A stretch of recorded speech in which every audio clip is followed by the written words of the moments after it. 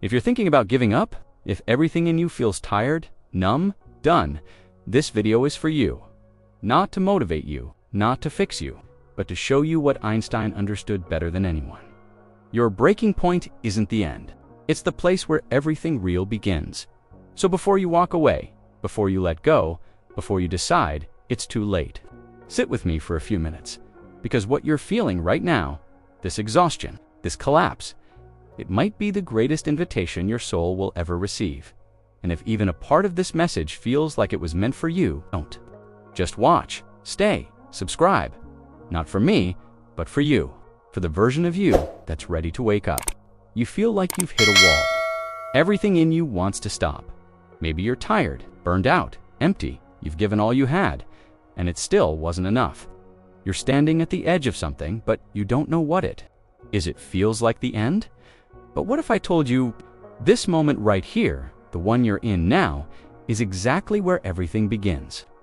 Einstein believes something most people never hear. He said that no real breakthrough happens until the old way of thinking completely breaks down. That collapse you're feeling, that weight, that I can't go on anymore feeling, that's not a sign of failure. It's the universe clearing space for a new you. So if you've reached your limit, if you're out of answers, if you're seconds away from letting it all go, then congratulations, you're not at the end. You're finally at the beginning. You've probably been taught that when you break, it means you failed. That if you're exhausted, if you're falling apart, then something is wrong with you. That success means control. That growth means always having a plan. That strength means never bending, never doubting, never stopping. But that's a lie the world told you, and it's killing your genius. Einstein saw the world differently.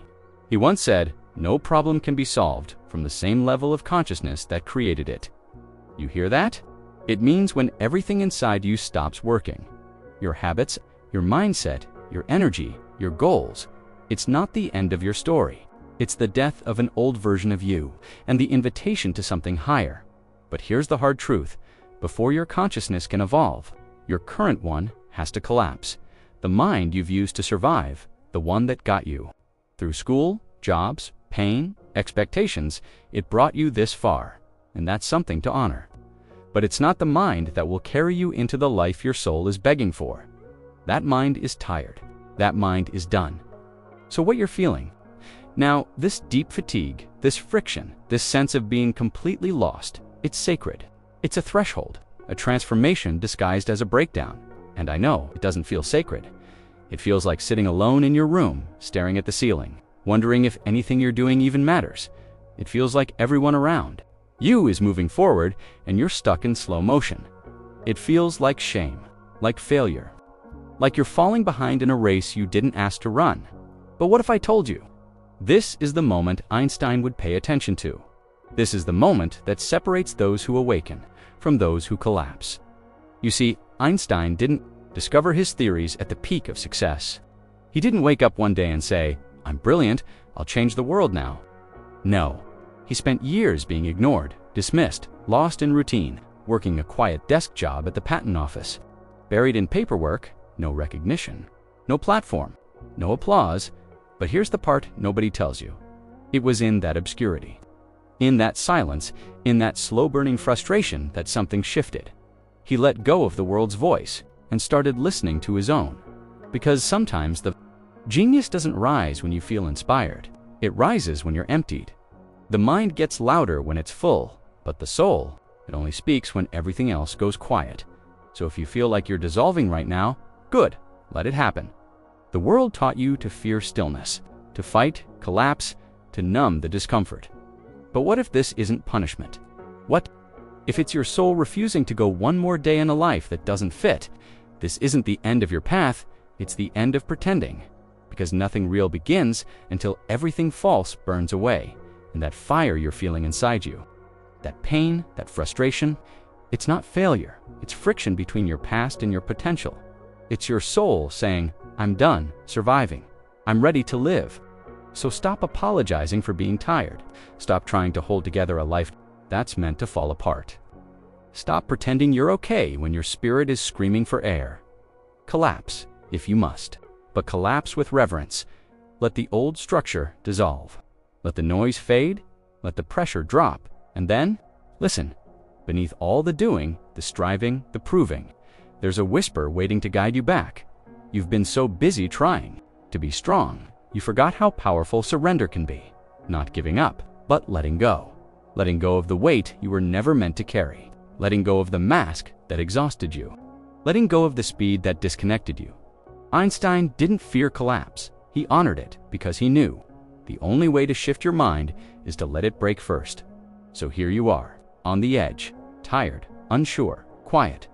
Good, stay there. Don't rush, don't run, don't numb, feel it. Because the moment you stop clinging to the version of you that's dying, you give birth to the one who's finally ready to live. This is not your downfall. This is your awakening.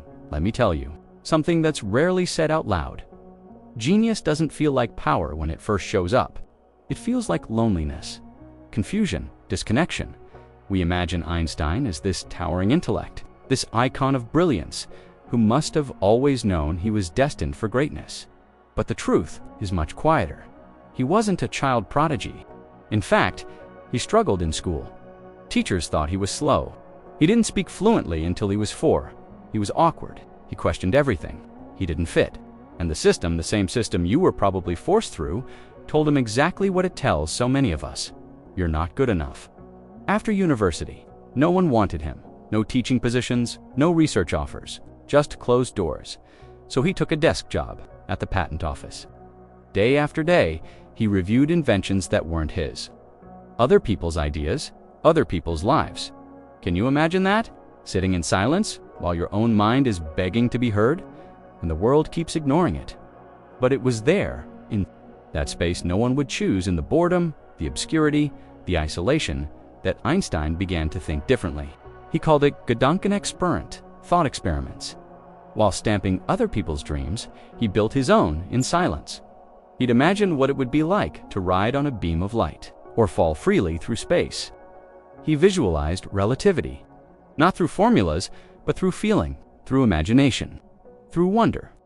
And here's the metaphor that matters for you. Einstein didn't find his genius at the top of a mountain.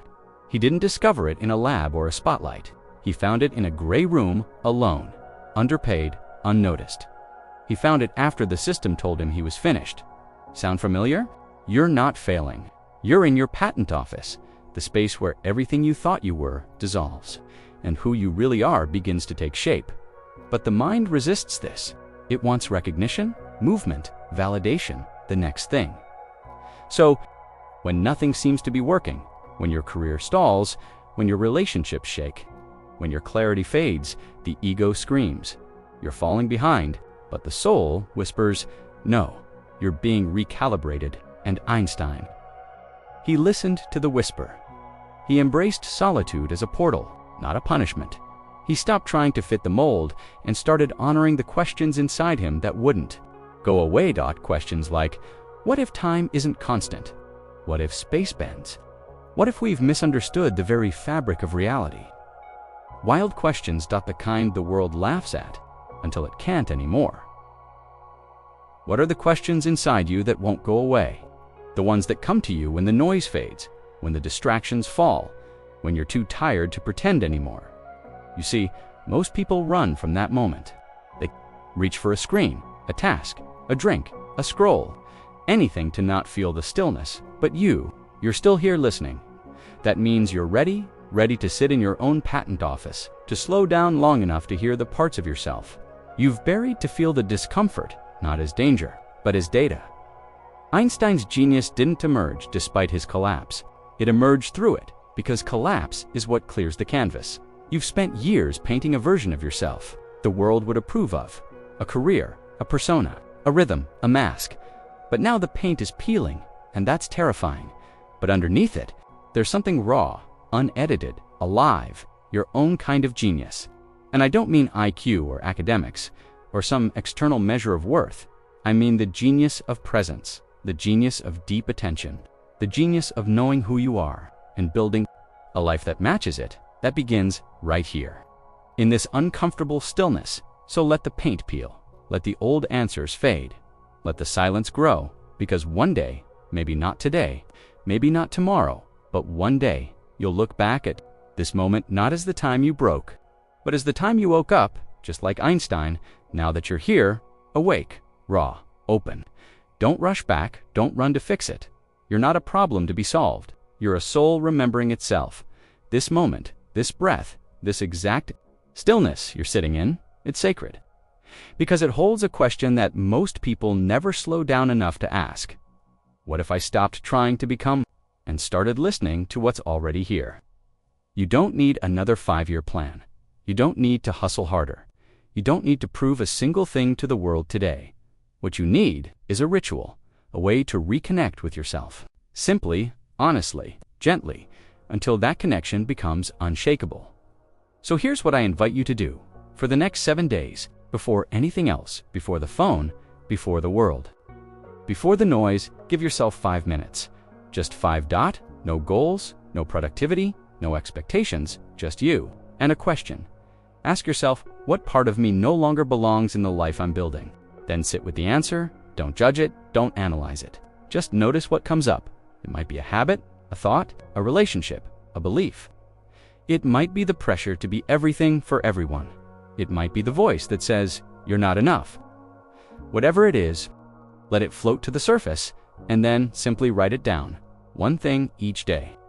7 things? 7 things you're ready to let go of, even if just a little. Not to fix yourself, not to get somewhere, but to remember who you were before. The world told you who to be, because that's the part of you that's wise. That's the part of you that creates. That's the part of you that knows. This ritual isn't about productivity. It's about presence.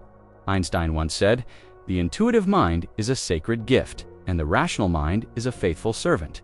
But for most of us, we've forgotten the gift.